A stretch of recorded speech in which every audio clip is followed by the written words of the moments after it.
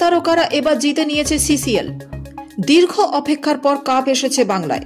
Bengal Tigers দলের জয় জয়কার এখন সর্বত্র।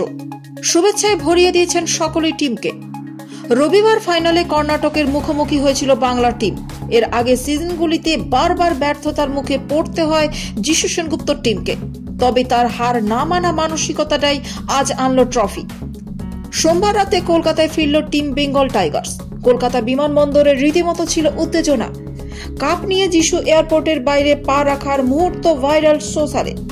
ফুলের মালা পরিয়ে স্বাগত জানানো হলো প্লেয়ার্সদের।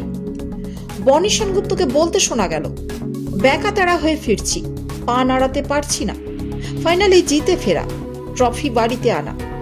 সবাইকে প্রমিস করেছিলাম এবার বাংলাকে কাপ এনে দেব। সবাই মিলে টিম এফোর্ট দিয়ে সেটা করেছি।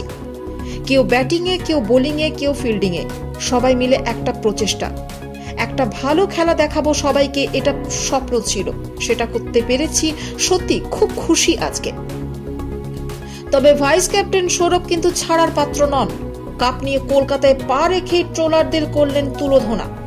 যারা এতদিন কমেন্টে নেতিবাচক কথা বলে এসেছিল তাদের সাবধান করে সৌরভ বললেন, যারা যারা কমেন্টে প্রথম থেকে লিখেছিল ড্যাশ ড্যাশ ড্যাশ, সেই কমেন্টগুলো বদলানো শুরু করুন।